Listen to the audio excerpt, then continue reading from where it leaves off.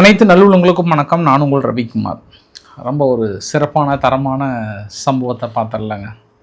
ஏன்னா காலையில் நான் ஆர்கே சேனலில் அக்ரிமெண்ட் அமெரிக்கா ஈரானுக்கான அக்ரிமெண்ட் வெளியிடும்போது கொஞ்சம் அறக்குறையாக கிடைச்ச செய்தி தான். அதுக்கப்புறம் எப்போ நமக்கு முழுமையாக கிடைச்சது அப்படின்னா இந்திய நேரப்படி ஒரு 4 மணி இருக்கும். அப்போ பெசஸ்கியன் அவர்கள், ஈரானுடைய அதிபர் பெசஸ்கியன் அவர்கள் இருக்கிறார்கள். அவர் தான் ஃபஸ்ட்டு தனது எக்ஸ்தலத்தில் 14 அக்ரிமெண்ட்டை வெளியிட்டார். அப்போ தான் டீட்டெயிலாகவே கொஞ்சம் கிடைச்சிது.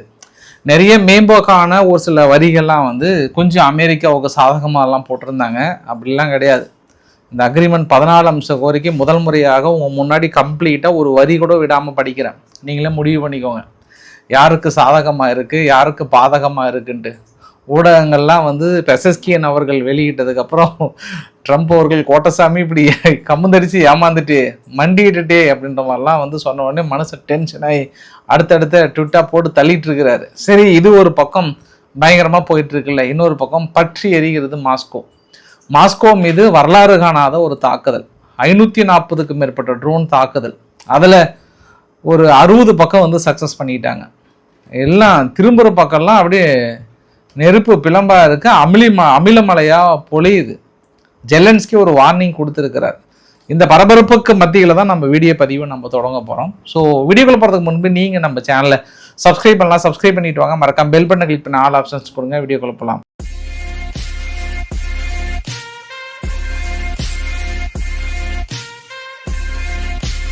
இந்த 14 அம்ச கோரிக்கை எப்போ பெருசாக பேக் ஃபயர் ஆனது, இஸ்ரேல் எப்போ அமெரிக்கா மீது பயங்கர ஒரு காண்டான ஒரு ரிப்ளை கொடுத்ததுக்கெல்லாம் காரணம் என்ன அப்படின்னா, பெசஸ்கியன் அவர்கள் வெளிப்படையாக தனது எக்ஸ்தலத்தில் வெளியிட்டதுக்கு அப்புறம் தான், ஐயா நான் இதில் தான் கையெழுத்து போட்டேன், இதுதான் ஐயான்னு ஸ்கேன் பண்ணி வெளியிட்டார் மனுஷன். வெளியிட்டதுக்கு அப்புறம் தான் முழுமையான ஒரு தகவல் கிடைச்சதுக்கப்புறம் ட்ரம்ப் அவர்களை சும்மா திட்டி தீர்த்து இருக்கிறாங்க. சரி, ஆனால் பெசஸ்கியன் அவர்கள் அந்த அக்ரிமெண்ட்டை வெளியிடும்போது ஒரு வார்த்தை சொன்னார், ரொம்ப முக்கியங்க. அது சுயமரியாதையும் சுதந்திரத்தையும் எந்த ஒரு மிரட்டலுக்கோ அழுத்தத்திற்கோ ஒருபொழுதும் ஈரான் விட்டு கொடுக்கவில்லை. அமெரிக்காவுடனான அமைதி ஒப்பந்தம் பரஸ்பர மரியாதையின் அடிப்படையில் கையெழுத்தாகியுள்ளது. இது ஈரானிய மக்களின் மன உறுதி, அரசியல் பகுத்தறிவு, பொறுப்பான ராஜதந்திரத்திற்கு கிடைத்த வெற்றி அப்படின்னு ஒரு போடுறார். அப்போ அவருடைய பதிவில் தெளிவாக கிளாரிட்டியாக இருக்குது. நமக்கு வெற்றி பெற்றுட்டோம் மாறா அப்படின்ற அளவுக்கு தான் இருந்தது. இன்னைக்கு ஈரான் ஃபுல்லாக வெற்றி கொண்டாட்டம். ட்ரம்ப் பக்கம் திரும்பின உடனே ட்ரம்ப் தனது பதிவு 2 எக்ஸ்தல பதிவில் ஒன்று போட்டார். ஃபர்ஸ்ட் பதிவு என்னென்னா, தீஸ் ஃபூல்ஸ் ஹூ திங்க் அவ்வளோதான் பி எனப் டஃப் எனப் டு ஆன் ஈரான் நாங்கள் ஓரளவுக்கு முடிச்சிட்டோம். ஆல்மோஸ்ட் அவங்க நியூக்ளியர் இல்லாத ஒரு சூழ்நிலையை உருவாக்கிட்டோம். மார்க்கெட்டை பாருங்கள், ரெக்கார்டு ஹையாக இருக்குது. ஆயில் ப்ரைஸை பாருங்கள், எல்லாமே டவுன் ஆகிடுச்சு. பொறாம பிடித்த மக்களை தான் இந்த மாதிரி ஸ்டூபிட் வேலையை செய்வாங்க, எம்ஏ தவறாக சொல்லுவாங்க, மேக் அமெரிக்கா கிரேட் ஹெகைன் அப்படின்னு சொல்லிட்டாரா. சரி, அந்த பதிவு போட்டதுக்கப்புறம் இன்னொரு பதிவும் போடுறாங்க. ஆயில் பாருங்கள், ஸ்ட்ரைட் ஆஃப் ஹார்முஸ் பகுதியாக கிராஸ் பண்ண ஆரம்பிச்சிடுச்சு. ஈரான் நியூக்ளியர் வெப்பன் தயாரிக்க மாட்டாங்க. ஸ்டாக் மார்க்கெட் எல்லாமே ரோர் ஆக ஆரம்பிச்சிருச்சு. ஜாப் கிரியேட் ஆக ஆரம்பிச்சிருச்சு. ப்ரைஸ் குறைந்து விட்டது. வேறு என்ன உங்களுக்கு வேண்டும்? ஒரு சில காங்கிரஸ் பீப்புள் தான் அதெல்லாம் விரும்ப மாட்டாங்க. நான் சப்போஸ் தாக்கல் நடத்துகிறேன் அப்படின்னா குரூடாயிலோட விலை 500 600 அதாவது விலை அளவுக்கு ஏறிட்டே போச்சு அப்படின்னா ஃபார் டேவுக்கு இன்னும் அது கட்டுக்கடக்காமல் போய் மக்களுக்கு கிடைக்காம ஒரு அரிய பொருளாக மாறிடுச்சு அப்படின்னா அன்னைக்கு என்னை புகழ்வாங்களா? இந்த ட்ரம்ப்பால் தான் காரணம் இன்னைக்கு மறைப்பாங்கல்ல, அதனால தான் சைன் பண்ணுறாரு. அப்போ இது வெட்ட வெளிச்சமாக தனது தோல்வியை ஒத்துக்கிட்டார். நீங்கள் ஸ்ட்ரைட் ஆஃப் ஹார்முஸை தடுக்கிறதுனால முழுக்க அது ஈரானுடைய கட்டுப்பாட்டுக்கு போயிடுச்சு. உங்களால் திருப்ப முடியல. உங்ககிட்ட இருக்கக்கூடிய ரிசர்வ் காலி ஆகிடுச்சு. எண்டு மூமெண்ட்டுக்கு வந்துட்டீங்க. இனி குரூடாயிலோட விலையேற்றம் மிக கடுமையாக ஏறுன்னு தெரிஞ்சுக்கிட்டீங்க. அப்போ உங்களை லாக் பண்ணது யார்? ஈரான் தானே. இதை ஒத்துக்கிட்டே மாறான்ற மாதிரி தான் இருக்குது. சரி, இப்போ நான் உங்களுக்கு இவ்வளோ பில்டப் கொடுத்ததுக்கப்புறம் ஒவ்வொரு வரியாக கொஞ்சம் டீட்டெயிலாக சொன்னால் தான் புரியும். கொஞ்சம் டைம் எடுத்துக்கிட்டாலும் கொஞ்சம் அட்ஜஸ்ட் பண்ணுங்கள். 14 பாயிண்ட்டுமே முடிஞ்ச அளவுக்கு படிச்சிடுறேன்.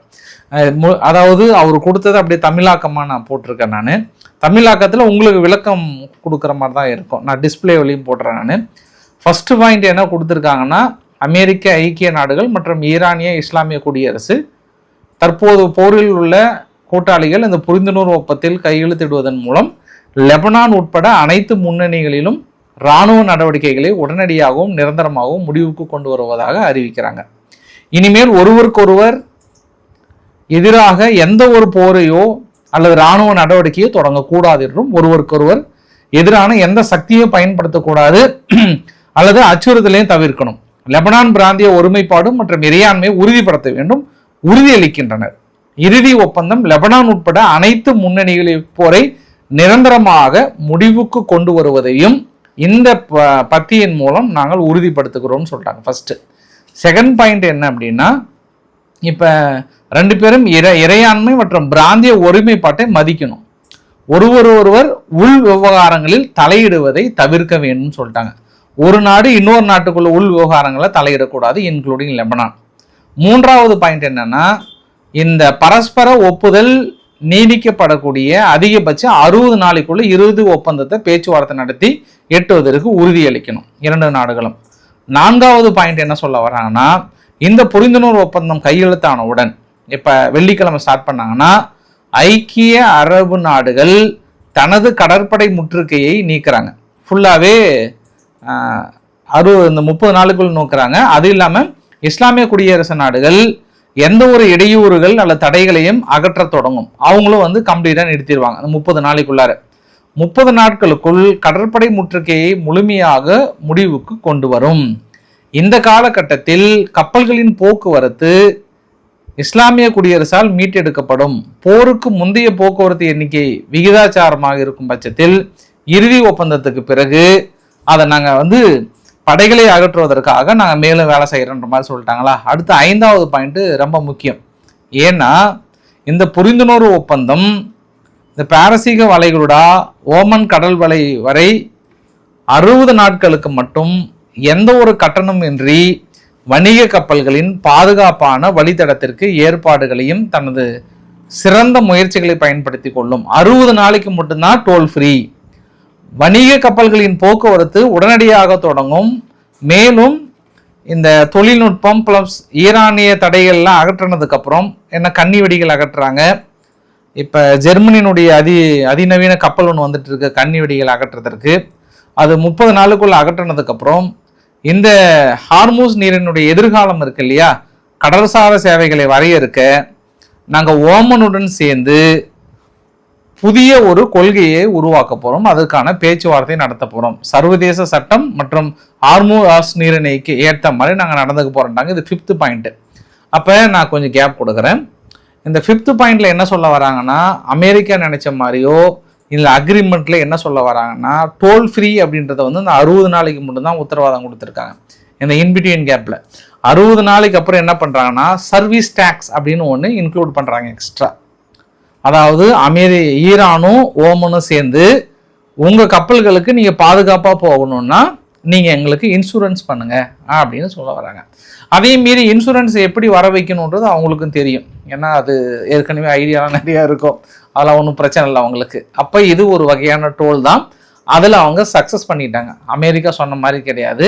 அமெரிக்கா என்ன சொல்றாங்கன்னா, எங்களுக்கு கெட்ட பேர் ஏற்படுத்தினும்பா, நீ டோல்னு சொல்லாதப்பா, அதை சர்வீஸ் டேக்ஸ்ன்னு சொல்லிக்கப்பா, அது நிறைய நாடுகளுக்கு பழக்கமான ஒன்று தான் அப்படின்னு சொல்லி முடிச்சிட்டாங்க. அப்போ இது அட்டர் ஃப்ளாப். இது ஈரான் ஜெயிச்சிட்டாங்க. இதுக்கு முன்னாடியாவது தாக்கல் நடத்துறதுக்கு முன்னாடியாவது ஒழுங்கா அது பாட்டு போயிட்டு இருந்தது ஃப்ரீயா. இப்போ ஓடி மனுஷன் ட்ரோல் பண்ணி விட்டாரா. அடுத்து இதுக்கப்புறம் படிக்கிற பாயிண்ட் தான் ரொம்ப முக்கியம். அடுத்தது எகைன் வாங்க 6th பாயிண்ட் என்ன சொல்ல வராங்கன்னா, ஈரானிய இஸ்லாமிய குடியரசு புனரமைப்பு மற்றும் பொருளாதார வளர்ச்சிக்காக குறைந்தபட்சம் 300 பில்லியன் நிதியுதவியுடன் பரஸ்பரம் ஒப்புக்கொள்ளப்பட்ட ஒரு திட்டத்தை உருவாக்க உறுதியளிக்கிறது. இந்த திட்டத்தை செயல்படுத்துவதற்கான வழிமுறை 60 நாட்களுக்குள் இறுதி ஒப்பந்தத்தின் ஒரு பகுதியாக உறுதி செய்யப்படும். அதாவது 60 நாட்களுக்குள்ளார யாருக்கு உரிமம் கொடுக்கறது, என்ன பண்றதுன்னு முழுமையா அந்த 300 பில்லியன் அமௌண்ட் கொடுக்கறதுக்கான ஒரு பேச்சுவார்த்தையை நடத்துறாங்க. அதுல எந்த டேர்ம்ஸ் அண்ட் கண்டிஷன் கொடுக்கலாங்க, ரிலீஸ் பண்றதை உறுதி செய்யறாங்க. இது பெரிய சக்சஸ். 28 லட்சம் கோடி ரிலீஸ் பண்றாங்க அமெரிக்கா. அடுத்தது 7வது பாயிண்ட் என்னன்னா, ஐஏஏ ஆளுநர்கள் குழு தீர்மானம் மற்றும் அனைத்து ஒருதலை பட்ச அமெரிக்க தடைகள், அதுக்கு கீழே ஈரானிய இஸ்லாமிய குடியரசுக்கு எதிராக அனைத்து வகையான தடைகளையும் இறுதி ஒப்பந்தத்தின் ஒரு பகுதியாக ஒப்புக்கொள்ளப்பட்ட கால அட்டவணையின்படி நீக்குவதற்கு அமெரிக்க ஐக்கிய நாடுகள் உறுதியளிக்கிறது. பிரச்சனையின் முக்கியத்துவத்தை ஒப்புக்கொள்ளு, மேலும் பரஸ்பர உடன்பாட்டை எட்டுவதற்காக எந்த பிரச்சனை அப்படின்னா அணு ஆயுத பிரச்சனையை நாங்கள் முழுமையாக நீக்கிறோம் அப்படின்னு சொல்லியிருக்காங்க. அப்புறம் அந்த IAEA முழுமையாக இந்த செறிவூட்டப்பட்ட இறைவனுடைய நிலையை அகற்றுவதற்கும் இல்லை முழுமையாக இன்ஸ்பெக்ஷன் பண்ணுவதற்கோ அது எல்லாத்துக்கும் நாங்கள் இறுதி ஒப்பந்தத்தில் திருப்திகரமான கட்டமைப்பு ஒப்புக்கொள்வதன் மூலம் நாங்கள் முழுமையாக ஒத்துழைக்கிறோம் அப்படின்னு சொல்லியிருக்காங்க. சரி, 9வது பாயிண்ட் என்ன சொல்லியிருக்காங்கன்னா, இறுதி ஒப்பந்தம் நிலுவையில் இருக்கும் வரை அமெரிக்க ஐக்கிய நாடுகள் மற்றும் ஈரானிய இஸ்லாமிய குடியரசுகள் பராமரிக்க ஒப்புக்கொள்கின்றன. 2 நாடுகள் மேலும் புதிய தடைகளை எதுவும் விதிக்காது. சப்போஸ் என்னன்னா, இப்போ ஒரு சில 60 நாளுக்குள்ள முடிக்க முடியாது, அவங்களால 60 நாளுக்குள்ள முடிக்க முடியல அப்படின்னா உடனே நீ தடைகளையோ போர் வீரர்களோ படைகளோ கொண்டு நிறுத்தக்கூடாது. அது உடனே கொண்டு கொஞ்சம் எக்ஸ்டெண்ட் பண்ணிக்கலாம், ஒன்றும் பிரச்சனை இல்லை. அடுத்து ஒரு 30 நாள் எக்ஸ்டெண்ட் பண்ணிக்கலான்ட்டாங்க. ஏன்னா தெரியும் 60 நாளுக்குள்ள முடிக்க முடியாது அப்படின்றதுனால அவங்க அடுத்து ஒரு 30 நாள் எக்ஸ்டெண்ட் பண்ணியிருக்காங்க. அப்புறம் மீதி 10, 11, 12, 13, 14 இந்த புரிந்துணர்வு இருக்கிற அவங்க தடைகள் எல்லாத்தையும் நீக்கிறாங்க. யார்? அமெரிக்காவுடைய டிபார்ட்மெண்ட் ஆஃப் ட்ரெஷரி இருக்கிறாங்கல்ல, அவங்க என்ன பண்ணுறாங்க, ஈரானுடைய கச்சா எண்ணெய், பெட்ரோலிய பொருட்கள் மற்றும் அவற்றின் வழிப்பொருட்களின் ஏற்றுமதி, அதன் தொடர்புடைய வங்கி பரிவர்த்தனைகள், காப்பீடுகள், போக்குவரத்து போன்ற அனைத்து சேவைகளும் தள்ளுபடிகள் வழங்கும் என்று அமெரிக்க நாடு உறுதியளிக்கிறது. ஸோ எல்லாத்தையுமே நீங்கள் ஆயில் சேல்ஸ் பண்ணிக்கலாம், பெட்ரோகெமிக்கல் சேல்ஸ் பண்ணிக்கலாம், கம்ப்ளீட்டாக அவங்க ரிலீஸ் பண்ணுட்டாங்க. இது பெரிய பிக் சக்ஸஸ். 10வது பாயிண்ட்டு. 11வது பாயிண்ட் என்ன சொல்ல வராங்க அப்படின்னா, இந்த இஸ்லாமிய குடியரசு நாடுகளும் அதாவது ஈரானும் அமெரிக்காவும் பேச்சுவார்த்தையின் போது ஒரு சில நிதிகளை விடுவிப்பது தொடர்பான அசல் கணக்கிலிருந்து வைக்கப்பட்டிருந்தாலும் சரியே, இல்லை நீ வேற எங்கேயாவது மாற்றப்பட்டிருந்தா கூட எங்களுக்கு நேரடியான வங்கி பரிவர்த்தனை மூலம் எங்களுக்கான உரிமைகளையும் அங்கீகாரத்தையும் வழங்கி எங்களுக்கு நேரடியாக அளிக்க வேண்டும் அப்படின்னு சொல்லிட்டாங்க. அடுத்து 12வது பாயிண்ட் என்ன சொல்ல வராங்கன்னா, இந்த புரிந்துணர்வு ஒப்பந்தத்தில் வெற்றிகரமாக அமலாக்கத்தையும் இறுதி ஒப்பந்தத்தின் எதிர்கால இணக்கத்தையும் கண்காணிப்பதற்கென்று ஒரு நிர்வாக வழிமுறையை நிறுவப்படும் என்று 2 நாடுகளும் ஒத்துக்கிறாங்க. இந்த புரிந்துணர்வு ஒப்பந்தத்தில் கையெழுத்திடப்பட்ட ஃபர்ஸ்ட் நம்பர் 1, 4, 5, 10 and 11 ஆகிய பத்திகளில் அமலாக்கத்தின் தொடக்கம் மற்றும் இந்த நடவடிக்கையில் தொடர்ச்சியான அதை எப்படி செயல்படுத்துவது எல்லாத்தையும் நாங்கள் பேச்சுவார்த்தையின் மூலமாக தொடங்கி ஒரு இறுதி முடிவு காணப்படும். ஃபைனலாக ஐநா மூலமா நாங்கள் ஒப்புதல் கொடுக்கப்படும்ட்டாங்க. சரி, நான் படித்ததுலேருந்து நான் என்ன புரிஞ்சுக்கிட்டேன் அப்படின்னா, இதில் ஏதாவது ஆயுதங்கள் தயாரிப்பதற்கோ இல்லை வேண்டான்னு சொல்வதற்கோ அதில் ஏதாவது அக்ரிமெண்ட்டில் இருக்கா? கிடையாது. 2வது பாயிண்ட்டு, இந்த ஃப்ராக்சி குரூப்ஸுக்கெல்லாம் ஃபண்டிங் கொடுக்கறதுல ஏதாவது இல்லை தடை இருக்கா? அதுவும் கிடையாது. அதெல்லாம் எதுவுமே கிடையாது. இனிமேட்டு அவங்க ஹிஸ்புல்லா, ஹமாஸ், ஹவுதிகள், அப்புறம் ஈராக்கில் இருக்கக்கூடிய மொத்தம் ஒரு 20 ப்ராக்சி குரூப்ஸுக்கெல்லாம் ஏற்கனவே ஆயுதங்கள் கொடுத்து பெரிய அளவுக்கு வளர்த்திட்டு இருக்காங்க. அதனால் அவங்களே நீ தாராளமாக இந்த 300 பில்லியன் கொடுக்குறோம் இல்லையா, இன்னும் எக்ஸ்ட்ரா எல்லா ஃபண்டும் இன்னும் என்ன சொல்கிறாங்கன்னா, இந்த ரீகன்ஸ்ட்ரக்ஷன் மட்டும் இல்லாமல் ஈரானுடைய ஃபண்டு 24 பில்லியன் மட்டும் ஹோல்டு இல்லையா, அது 250 பில்லியனுக்கு மேலே இருக்கான். அது எல்லாத்தையுமே ரிலீஸ் பண்ணுவதற்கான வழிவகையை மேற்கொள்ள போகிறேன்றாங்க. அதனால தான் அவங்களுடைய இஸ்மாயில் கானி அவர்கள் என்ன சொல்லிட்டார் அப்படின்னா, இனி இஸ்லாமிய நாடுகளையோ இல்லை ஈரானையோ தொடுவதற்கு அவங்க பயப்பட வேண்டும். ஸ்ட்ரெயிட் ஆஃப் ஹார்முஸ் நம்ம கட்டுப்பாட்டில் இருக்கிற வரைக்கும் எவனும் ஒன்றும் பண்ண முடியாது. ஒட்டுமொத்த உலகத்தையே நம்ம முடக்கக்கூடிய சக்தி இருக்கிறது அப்படின்னா, எஸ், இனிமேல் நீ என்ன பண்ணாலுமே ஸ்ட்ரெயிட் ஆஃப் ஹார்முஸ் யாருக்கிட்ட அங்கே நின்றுவாங்க. அவங்க கம்ப்ளீட்டாக அவங்கள காலி பண்ணி அனுப்பிச்சிடுவாங்க. இன்னொன்று சொல்லிட்டாங்க, நாங்கள் மிசைல் தயாரிக்கிறதுல யாராலும் தடுக்க முடியாது, அதற்கான அக்ரிமெண்ட்டும் கிடையாதுன்ட்டாங்க. பாகிஸ்தானுடைய பிரதமர் பெசஸ்கின் ஒரே ஹாப்பி மோடில் இருக்கிறாரு, ஒரே புகழ்ச்சி மலையில் நனைந்து கொண்டிருக்கிறார். அவர் இப்போ சுவிட்சர்லாந்துக்கு போக வேண்டியது, ஆனால் போகலை, ஆனால் டிஜிட்டலாக சைன் பண்ணதுனால ஓகே ஆயிடுச்சு. இது இஸ்ரேலுக்கான கம்ப்ளீட்டாக ஃபெயிலர். இஸ்ரேல் தனது கோபத்தை வெளிப்படுத்தலை முடியல.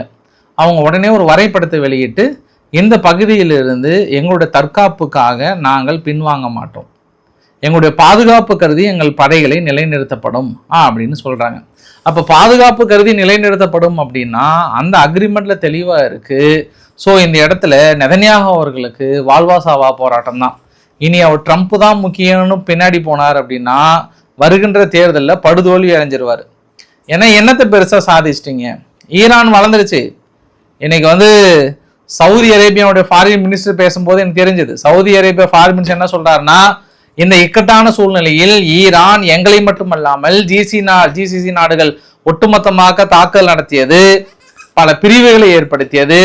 இருந்தாலும் அதை தவிர்த்து விட்டு மீண்டும் பேச்சுவார்த்தை தொடங்குவதற்கு நாங்கள் தயாராக இருக்கிறோம் என்று ஒரு வார்த்தை சொல்லிட்டாங்க. அவங்க உள்ளுக்குள்ள வேகிறாங்க, ஈரானுடைய வளர்ச்சி சவுதி அரேபியாவுக்கு வீழ்ச்சி. இருந்தாலும் அவங்க ஏற்றுக்கிறாங்க. இந்த அக்ரிமெண்ட்டை பொறுத்த வரைக்கும் அது கம்ப்ளீட்டா அமெரிக்கா சரண்டர், நீட் அண்ட் சரண்டர். ஐயா உங்களை நான் தெரியாம அடிச்சிட்டேன், என்னை மன்னிச்சிடுங்க, நான் இதுக்கப்புறம் இந்த பக்கம் ஏரியா கூட வரமாட்டேன், அப்படியே திரும்பி பின்னங்கால் பிடர் அடிக்காம ஓடிடுவேன், வெற்றி மாபெரும் வெற்றி நான் கொஞ்சம் கொண்டாடிக்கிறேன் அப்படின்ட்டாங்க. அந்த டிராமாவை அருமையா பிளே பண்ணி வச்சிருக்காங்க. இத்தனை நாள் ட்ரம்ப் பேசினது எல்லாமே பொய் பொய் பொய் பொய். நாங்கள் 300 பில்லியன் கொடுக்கல, 24 பில்லியன் கொடுக்கல, எதுவுமே பண்ணலை. இது எல்லாத்தையும் பெசஸ்கியன் அவர்கள் தனது அக்ரிமெண்ட்டை ரீச் பண்ணி ஒட்டுமொத்தமாக உடச்சி எறிஞ்சிட்டார். அப்படி ஓரமாக போங்க, அக்ரிமெண்ட்டில் பாரு எல்லாத்தையும் சைன் பண்ணிட்டோம், இதுக்கப்புறம் எதுவும் பேசாதீங்க அப்படின்னு சொல்லி முடிச்சிட்டாங்க. ஏன்னா நேற்று ட்ரம்ப் பேச மார்க்கோ ரூபியோ அவர்களுக்கு முகமே இல்லை, ஒரு மாதிரி வாடிய முகத்தில் தான் இருந்தாங்க. இன்னைக்கு இத்தாலி கூட மிரட்டினாங்க இஸ்ரேலை பார்த்து, இஸ்ரேல் இதுக்கப்புறம் கையை காலை வச்சுக்கிட்டு அங்கே தாக்கல் நடத்துகிறேன் இங்கே தாக்கல் நடத்துனீங்கன்னா தனிமைப்படுத்திடுவீங்க அப்படின்னு யார் ஜார்ஜியா மெலோனி அவர்கள் மிரட்டுறாங்க. நேற்று பிரான்ஸ் அதிபர் மேக்ரான் அவர்கள் மிரட்டுறாரு. இனி அமெரிக்காவும் சொல்லிட்டாங்க, உங்களை காப்பாற்றினதே நான் தான், கஷ்டகாலன்றாங்க. இனி இஸ்ரேல் தனிமையாக போராடுமா, இல்லை தனித்து விடப்படுமா, இல்லை தனிப்பட்ட முறையில் இதை அழிப்பதற்கான தாக்குதலை எடுக்குமா? இஸ்ரேலினுடைய பிரதான குற்றச்சாட்டு என்ன? எங்களை அழிப்பதற்காக அணு ஆயுதங்களை தயாரித்து கொண்டிருக்கிறது. அமெரிக்கா என்ன சொல்ல வராங்க? உனக்கு என்னப்பா பிரச்சனை, அவங்ககிட்ட அணு ஆயுதம் தானே இருக்கக்கூடாது, அவன் அழிச்சிட்டம்பா, அவங்க ஒத்துக்கிட்டாங்கப்பா, வேற என்ன பண்ணுறாங்க? சரி, நான் என்ன புரிஞ்சுக்கிட்டேன் அப்படின்னா, ஈரான்கிட்ட செறிவூட்டப்பட்ட அணு ஆயுதம் இருக்கோ இல்லையோ, அது ஒரு மித்தா கூட வச்சுக்கலாம், இல்லை இருக்குன்னே கூட வச்சுக்கலாம். அதை நான் கொடுக்க மாட்டேன்னு சொல்லி கடைசி வரைக்கும் இழுத்துட்டு இந்த ஒப்பந்தத்தில் கையெழுத்து போட்டு போப்பா, அந்த எல்லோ கேக் ஒன்று இருக்குது எடுத்துன்னு போப்பா, எங்களுக்கு இதே போதும், பொருளாதார ரீதியாக வளர்ச்சி அடைஞ்சிரும் அப்படின்னு நினைப்பாங்க. ஏன்னா ஈரான் இன்னொரு வார்த்தையும் புரிஞ்சிருப்பாங்க, ஈரான்கிட்ட அணு ஆயுதம் வந்தாலும் பெருசாக சாதிக்க முடியாதுன்னு புரிஞ்சுக்கிட்டாங்க. ஏன்னா இன்னைக்கு மாஸ்கோவில் நடந்த தாக்குதல் பாருங்க, வீடியோ பதிவுலாம் பாருங்க, புட்டின் அவர்கள் கண்ணீர் வடிச்சிருப்பார். நினைக்கலாம் மாஸ்கோ அந்த அளவுக்கு பற்றி எரிஞ்சிட்டு இருக்கு. திரும்பிய திசையெல்லாம் தாக்குதல், 555 ட்ரோன் ஒரே சமயத்தில் சும்மா பிரித்து மேய்ஞ்சிட்டாங்க. அங்கேருந்து மாஸ்கோவிலிருந்து 35 கிலோமீட்டர்லேருந்து 40 கிலோமீட்டர் கிரெம்லின் வழியாக இருக்கக்கூடிய அத்தனை எண்ணெய் கிடங்குகளும் எண்ணெய் சுத்திகரிப்பு நிலையங்களும் ஒரு சில குடியிருப்புகள் கட்டிடங்கள் மீது. அதுவும் இன்னொரு சோகமான செய்தி என்னன்னா, ஒரு ஸ்கூல் கிட்ஸு ஃபுட்பால் விளையாடுறதுக்காக ஒரு பஸ்ஸில் போகிறாங்க. அந்த பள்ளி குழந்தைகளுடைய வேன் மீது தாக்குதல் நடத்தப்பட்டிருக்கு. அதில் 7 பேர் மேலே இறந்து போயிட்டாங்க. இப்படி ஒரு நிகழ்வு உக்ரைனுக்குள்ள நடந்ததுன்னு வச்சுக்கோங்களேன், இந்நேரம் தையத்தக்க குதிச்சிருப்பாங்க. ஏன் நம்ம ரஷ்யா மீது அணு ஆயுதம் போடக்கூடாதுன்ற அளவுக்குலாம் கேட்டிருப்பாங்க. ஆனால் இங்கே அப்படி ஒரு நிகழ்வே மறைக்கிறாங்க. இன்னைக்கு அப்படி ஒரு ஒரு படு பயங்கரமான நிகழ்வும் இந்த தாக்குதலில் அரங்கேறியது. கொல்லப்பட்டிருக்கிறார்கள். நிறைய பொது இடங்களும் தாக்கல் நடத்தப்பட்டிருக்கிறது. அது ரஷ்யாவுடைய வேதனை. இதெல்லாம் அவங்க பொது வெளியில் கொண்டு வர்றது, இதுக்கான பதிலடி அவங்க ஓர்சனிக் மிசைல்ஸை கொண்டு வரதான். இப்போ ரஷ்யா கிட்ட அணு ஆயுதம் இருந்து என்ன பிரயோஜனம் சொல்லுங்க? அணு ஆயுதம் இருந்து உங்களால் தாக்குதல் நடத்திட முடியுமா? இல்லை உங்களால் அணுகுண்டு தான் போற்ற முடியுமா? ஒரு மிரட்டலுக்காக வைத்திருக்கலாம், ஆனால் எந்த நாடும் கடைசி வரைக்கும் உபயோகிக்கவும் முடியாது, அதற்கான ஒப்புதலும் கிடையாது. அப்படி உபயோகிச்சாங்கன்னா அந்த நாடு அவ்வளோதான் தனிமைப்படுத்திடுவாங்க, முடிச்சிருவாங்க. இப்போ அதே சூழ்நிலை தான் ஈரான். நீங்கள் கஷ்டப்பட்டு நீங்கள் அணு ஆயுதம் வச்சுருந்து மட்டும் என்ன பண்ண போகிறீங்க? உங்களுக்கு அருமையான ஒரு ஆப்பர்ச்சுனிட்டியை நீங்கள் சூப்பராக யூஸ் பண்ணிட்டீங்க, தோத்துட்டாங்க. அமெரிக்கா தோத்துட்டாங்க. அதை விட இஸ்ரேலுக்கு மிகப்பெரிய ஒரு ஃபெயிலர், ஈரான் வளர்ந்து விட்டது. இனி பார்க்கலாம் அடுத்த கட்ட நிகழ்வு என்ன நகல போகிறது. இதில் ஒருவேளை இஸ்ரேல் இதில் ஏதாவது உள்ள பூந்து ஏதாவது நடத்த போகிறாங்களா? ஏன்னா இவங்க ஒரு குழு அமைக்கிறாங்க. அந்த குழுவுக்குள்ளார யாராவது ஜூஸ் மக்கள் வந்துட்டாங்க அப்படின்னா அது அமெரிக்காவுக்கு ட்ரபிளாக முடியும். ஏன்னா கூடையும் ஒரு வார்த்தை சொல்கிறாங்க. அப்படி அதையும் மீறி மறுபடியும் நீங்கள் தடுத்தீங்கனாலும் மறுபடியும் இதே கதை தான். ஸ்ட்ரைட் ஆஃப் ஹார்மஸ் நிறுத்துவாங்க. மறுபடியும் நீங்கள் எல்லா உலக நாடுகளும் பாதிக்கும். வேறு வழியே இல்லாமல் நம்ம பேச்சுவார்த்தைக்கு போக வேண்டியது தான். ஜெலன்ஸ்கி ஒரு வார்த்தை சொல்கிறாரு ரஷ்யாவை பார்த்து, ரஷ்யா ஒன்றே ஒன்று மட்டும் சொல்கிறேன் கேட்டுக்கோ, நீங்கள் உக்ரைனை எரிக்கணும்னு நினச்சிங்கன்னா இனி மாஸ்கோ டபுளாக எரியும். நீ எங்கள் நிலையில் அடிச்சிங்க அப்படின்னா நான் அங்கே நிலையில் அடிக்கிறேன். இப்போயும் உங்களுக்கு கடைசி சான்ஸ், வாரை நிறுத்திட்டு தாக்கல் நிறுத்திட்டு பேச்சுவார்த்தைக்கு வரணும்னா வாங்க, நாங்கள் தயாராக இருக்கோம். இல்லை தாக்கல் நடத்தி தான் தீர்வு காணணும் அப்படின்னா உங்களை விட நாங்கள் டபுளாக தயாராக இருக்கோம். என்ன ஒரு எச்சரிக்கை பார்த்தீங்களா, என்ன ஒரு கெத்து பார்த்தீங்களா? ஏன்னா நேற்று G7 கூட்டமைப்பில் எல்லா நாடுகளும் ஒருங்கிணைந்து அதைவிட அதிகமான தொலைதூரத்தில் தாக்கல் நடத்தக்கூடிய ஆயுதங்களும் உங்களுக்கு கொடுக்குறோன்னு சொல்லிட்டாங்க. நேற்று நேட்டோடைய தலைவர் மார்க் ரூட்டே அவர்கள் என்ன சொன்னார்னா, ஆரம்பத்தில் 30 ரஷ்ய வீரர்கள் இருந்தாங்க, நீங்கள் 35,000 ரஷ்ய வீரர்கள் இருக்கிறாங்க, நாங்கள் இன்னும் அதிகமாக எதிர்பார்க்குறோம். என்ன எங்களுடைய பெல்ஜியமும் நெதர்லாண்டு சேர்த்தனா ரஷ்யா சைஸ் வந்துடுமா? இனி அவர்களால் வாலாட்ட முடியாது, தோல்வியை ஒத்துக்கொள்ள வேண்டும்ன்றாங்க. நேற்று கனடாவுடைய பிரதமர் மார்க் கார்னே அவர்கள் சொன்னார், என்ன சொல்கிறாருன்னா, நாங்கள் ஜெர்மனி, பிரான்ஸ், நாங்கள் இருக்கிற வரைக்கும் ஒருபோதும் ரஷ்யாவால் ஜெயிக்க முடியாது, இது எங்களுக்கு கிடைத்த வெற்றி. கிட்டத்தட்ட நேட்டோ நாடுகள் எல்லாம் சேர்ந்து அடிக்கிற மாதிரி தான். அது இல்லாமல் ட்ரம்ப் ஒரு வார்த்தை சொல்கிறாரு, ரஷ்யா பிக் கண்ட்ரி தான், ஆனால் உக்ரைன் சூப்பராக பண்ணுறாங்க, அதுவும் மேக்சிமம் அவங்க ஆயுதங்கள் மூலமே தாக்கல் நடத்துறது ரியலி குட், நல்லா பண்ணுறாங்க, நல்லா டஃப் கொடுக்குறாங்கன்றாங்க. இன்னைக்கு கூட பாருங்கள், பெல்கிரோட் பகுதியில் ரஷ்யாவோட ஒரு ட்ரக்கு ஒன்று நிறுத்தி ஒரு பெரிய துப்பாக்கி சூடு ஒரு 6 பேர் 7 பேர் பக்கம் இறந்து போனதாகவும் சொல்கிறாங்க. இது எல்லாமே ரஷ்யா வாங்கிய அடிகள். அதாவது மாஸ்கோவில் இப்போ கிட்டத்தட்ட ரஷ்யாவுக்கான ஒரு 40% எண்ணெய் கிடங்குகளை அடிச்சிட்டாங்க. பெரும்பாலான பகுதிகள் உங்கள்கிட்ட பெட்ரோல் டீசல் இல்லை, நீங்கள் ஏற்றுமதி பண்ணுறதையும் நிறுத்த போகிறீங்க. ரஷ்யா கிரிமியா பகுதியில் நிறைய காரில் பெட்ரோல் டீசல் இல்லாமல் தள்ளிட்டு போகிறாங்க கையில், அதை எல்லாமே பார்க்க முடிகிறது. நீங்கள் இன்னும் எங்கெல்லாம் பண்ண போகிறீங்களோ எங்களோட ஃப்ளமிங்கோ மிசைல்ஸ் காத்துட்ருக்கு, இனி நாங்கள் ப்ரொடக்ஷன் யூனிட் அதிகம் பண்ண போகிறோன்றாங்க. அதான் வருஷத்துக்கு அவங்க 10 கோடி அளவுக்குலாம் நாங்கள் தயாரிக்கிற அளவுக்கு நாங்கள் தயாராகிட்டோன்றாங்களே உக்ரைன். இதுக்கப்புறமும் ரஷ்யா இன்னும் அதே பழைய கதையை ஓட்டிக்கிட்டு எங்ககிட்ட ஓர்சனிங் மிசைல்ஸ் இருக்குன்னு தடவிட்டு இருந்தீங்கன்னா தடவிட்டே அப்படி ஓரமாக போய் உட்காருங்கப்பான்னு இருக்க வேண்டியது தான், நீங்கள் தோல்வியை ஒத்துக்க வேண்டியது தான். அப்படி இல்லையா ஏதாவது ஒரு பகுதியை வெளியேற்றிட்டு நீங்கள் இன்னமும் உங்கள் வீரத்தை காட்டாமல் உங்களுடைய ஆயுதங்கள் எதுவும் பண்ணாமல் இருந்தீங்கன்னா நீங்கள் கம்முன்னு ஒதுங்கி அந்த பக்கம் போயிடுங்க. இல்லைன்னா கொஞ்ச நாள் போயிட்டு இவர்கிட்ட ட்ரைனிங் எடுத்துக்கோங்க, இஸ்ரேல் பிரதமர் நெதன்யாஹூ அவர்கள்கிட்ட ட்ரைனிங் எடுத்துக்கோங்க, எப்படி தனது தாக்குதலை மிக கடுமையாக நடத்துவது என்பது ட்ரைனிங் எடுத்துக்கோங்க. லெபனானில் பர்டிகுலர் பகுதியை வெளியேற வச்சுட்டு தாக்கல் நடத்துகிறாங்க, அடுத்தடுத்து கட்டிடங்கள் அடிக்கிறாங்க. உங்கள்கிட்ட இஸ்காண்டர் மிசைல்ஸ் இருக்குது, பெரிய அளவுக்கு தாக்கல் நடத்த முடியும், யாராலையும் இடைமறிக்க முடியாதுன்னு சொல்லிட்டீங்க, வெளியேற சொல்லுங்கள், கியூவை விட்டு வெளியேற சொல்லி அடிக்க சொல்லுங்க பார்க்கலாம். முடியாது, ஏன்னா முன்ன இருந்த மாதிரி ரஷ்யா இல்லை, நிறைய இழந்துட்டாங்க. மாஸ்கோவை என்னைக்கு அவங்க மாஸ்கோவை அடிச்சிட்டாங்களோ இதுக்கப்புறமும் ரஷ்யா வள கொலன்னு பதிலடி கொடுக்காம தாக்கல் நடத்தினாங்கன்னா இருக்கிறதும் இழந்துடுவாங்க. தனது நாட்டினுடைய எண்ணெய் வளங்களையும் எண்ணெய் சுத்திகரிப்பு நிலையங்களையும் 55% 60% இழந்துட்டாங்க ரஷ்யா. அவங்க வெளியில் சொல்லலாம் கூட ஏற்றுமதியை முழுமையாக முடக்கிட்டாங்க. நீங்கள் ஏற்றுமதி பண்ணாலுமே இந்த பக்கம் யூகே ஒரு கப்பலை திருடிட்டு போயிட்டாங்க, ஃப்ரான்ஸ் ஒரு கப்பலை திருடிட்டு போயிட்டாங்க, அதுக்கு பின்னாடி 70 கப்பல் ரிட்டர்ன் போயிடுச்சு. இப்போ இந்தியாவுக்கே வருமானு தெரியல, அது சீனா வழியாக வந்தால் தான் உண்டு. அந்த அளவுக்கு ஃபுல்லாக டைட் பண்ணிட்டாங்க. ஒன்று நீங்கள் விஸ்வரூபத்தை எடுத்தால் தான் உண்டு, இல்லை பொத்தி வச்ச மணிமேகலையை இந்த பக்கம் தட்டி விடுங்க, மணிமேகலை என்ன பண்ணுறான்னு பாருங்கள். வேறு வழி இல்லை, நீங்கள் எல்லாத்தையும் இழந்து நிற்கும் போது ஏதாவது ஒன்று பண்ணி தான் ஆகணும். இல்லை இன்னமும் நீங்கள் ஓர்சனிங் மிசைல்ஸ் எங்ககிட்ட இருக்குன்னு சொன்னீங்கன்னா அந்த பக்கம் ஓரமாக போய் தூங்குறோம், அந்த கதையை சொல்லுங்கன்ற கதை தான். இனியும் ஒரு மனிதன் பொங்கி எழவில்லை என்றால் இனி அந்த ஆயுதங்கள் இருந்தால் என்ன, அது இல்லை என்றால் என்ன? வெற்றியை நோக்கி சென்று கொண்டிருக்கிறது உக்ரைன் ப்ளஸ் நேட்டோ நாடுகள். இதுக்கு ஒரு தீர்வு கிடைக்கணும்னா ஒரு பகுதியை சூஸ் பண்ணி அடித்து காலி பண்ணால் மட்டும்தான் உடனடியாக பேச்சுவார்த்தைக்கு உக்காருவாங்க. இல்லைனா இதே கதை தான். எப்போவுமே இந்த ஏஜ் ஆக ரொம்ப ஏஜ் ஆகிட்டால் ரொம்ப மெச்சூர்டாக பொறுமையாக திங்க் பண்ணுவாங்க. ஏஜ் குறைஞ்சேசன்னா எடுத்தவங்க ஒருத்தெல்லாம் முடிவு பண்ணுவாங்க. ஜெலன்ஸ்கி அப்படி முடிவு பண்ணுறாரு. சரி, புடின் அவர்கள் ரொம்ப எக்ஸ்பீரியன்ஸ் பர்சன், அதனால் ஏன் தேவையில்லாமல் மக்களை நிறைய கொல்லணும் செய்யணும், அது மாதிரி ஆயுதங்களை எடுக்கணும்னு நினைக்கிறாரான்னு தெரியல. பார்க்கலாம், நம்ம இனியும் காலங்கள் இருக்குது, காத்திருக்கலாம். யார் அந்த போரில் ஜெயிக்க போகிறாங்கன்னு பார்க்கலாம். இதில் ஈரான் நான் வெற்றி பெற்றதாக அனௌன்ஸ் பண்ணுறேன். நான் இன்றைக்கு ஓரளவுக்கான தகவலை கவர் பண்ணி நினைக்கிறேன். பிடிச்சிருந்தா லைக் பண்ணுங்கள், ஃப்ரெண்ட்ஸுக்கு ஷேர் பண்ணுங்கள், சப்ஸ்கிரைப் பண்ணுங்கள். ரவிக்குமார் சோமுச்சல். நன்றி, வணக்கம்.